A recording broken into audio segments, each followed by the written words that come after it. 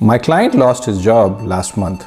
There was mega tech layoffs and he was one of them who was very badly affected. Getting laid off is never easy, both mentally and also financially.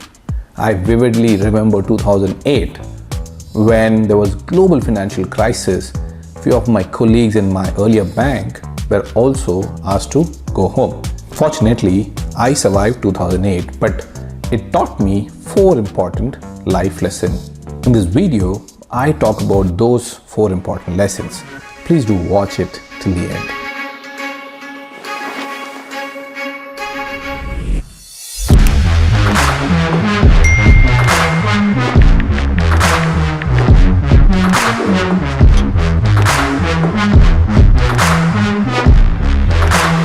The first being emergency corpus.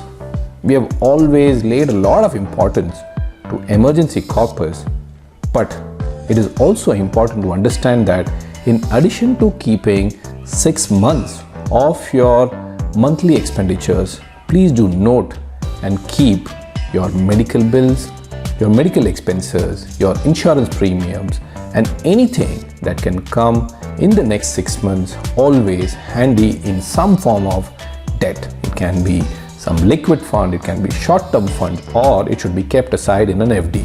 But please do remember to set aside at least 6 months worth of expenses as emergency corpus. The second and the most ignored bit is insurance. We are all under the assumption that we are covered well by our company, so why should we actually take additional insurance? Why should we pay premium for both health and term cover outside of the company when the company's insurance itself is portable? Fair thought, I don't disagree with that.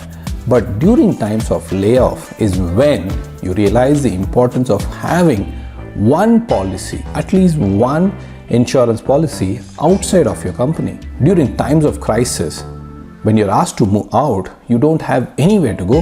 And let's say there is some kind of a panic attack, you don't want to spend your hard-earned money, emergency corpus, for some crazy medical bills.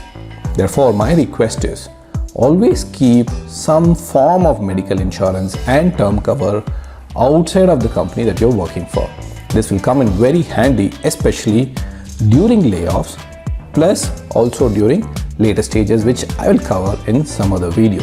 The third is overexposure to that particular company. I know of a lot of people who think that you should have ESPPs, RSUs, stock options, and many other things with a particular company and stay invested in that. While yes, the payoffs can be good if your particular company that you're working for does very well, but during times of crisis like this is when you realize the importance of diversification. Just imagine the plight of someone working for this social media company. The stock fell 75%. So all your wealth that you've garnered is already down 75%. There was no job. Now tell me, is that a great strategy? I understand concentration can lead to significant amount of wealth, but keeping everything in the same basket can actually destroy wealth a lot more than create wealth. So try to diversify as much as possible, especially ESPPs. And finally, hope. It's nothing to do with finances, but I've seen that every time there's a crisis, the human being tends to come out stronger. I've seen it in 2008. The market rallied in the US, especially non-stop. Very similarly, there was tremendous amount of wealth creation. There were lots of jobs in the next 2 years after the financial crisis.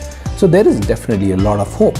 I'm sure there is a lot of worry when there is no job, but you can be pretty much assumed that in a growth economy, there will be jobs. There will be more and more jobs created, and you will get that right job very soon. So don't lose hope.